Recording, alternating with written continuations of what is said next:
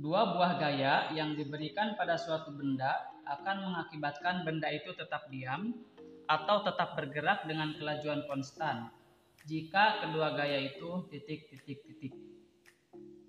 Nah, di sini jawaban yang benar adalah sama besar dan berlawanan.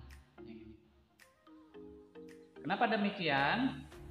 Karena suatu benda tetap diam kalau benda itu sedang diam, kemudian bergerak dengan kecepatan konstan. Nah, ini berarti di sini ada syarat yang harus penuhi. Syarat benda tetap pada keadaan semula, yaitu sigma F atau jumlah gayanya harus sama dengan 0. Jadi kalau ini benda dengan kecepatan konstan artinya tidak ada gaya, artinya gayanya 0. Begitupun yang diam. Beda lagi jika kecepatannya berubah, maka gayanya tidak sama dengan 0. Kita lihat satu-satu. A sama besar dan berlawanan. Jika di sini ada sebuah benda, kemudian ada gaya yang bekerja kepada benda tersebut, ini katakanlah F1 sama dengan 4 Newton dan F2 juga sama 4 Newton.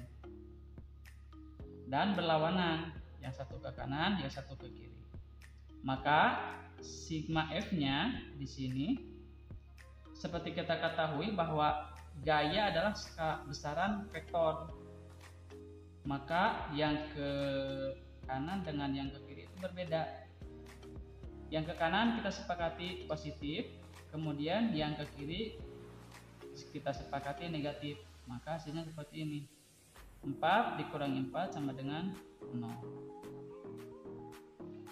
Jadi yang ini 0 ya. Nah, sekarang kita buktikan yang B. B saling tegak lurus.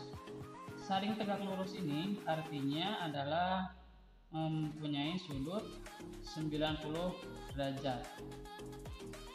Kalau digambarkan akan seperti ini. Tidak disebutkan sama besar ya, jadi bebas saja. Ini misalkan 4, sininya 3 Newton. Nah, maka jumlah gayanya akan seperti ini. Nah, tidak 0 kan? Nah, jika tidak 0, maka tidak memenuhi syarat untuk yang kedua, baik dia maupun kecepatan konstan. Yang C sama besar dan searah. Nah, kalau yang tadi berlawanan sama besarnya, ini searah. Katakanlah yang atas dan yang bawah sama, nilainya 4 Newton dua-duanya. Maka jumlah gaya dari ini adalah tidak sama dengan 0. Berapa? Karena dua-duanya positif, berarti 4 tambah 4. Begitu. Hasilnya 8. Yang D, arahnya berlawanan walaupun tidak sama besar. Kalau ini arahnya berlawanan, yang satu ke kanan, yang satu ke kiri, tapi tidak sama besar. Misalkan ini 4, ini 6. Maka jumlahnya dari kedua gaya itu adalah 4, yang ini positif, plus min 6. Plus min 6 itu langsung kita tulis min 6 sama dengan min 2. Min artinya 2 Newton ke kiri.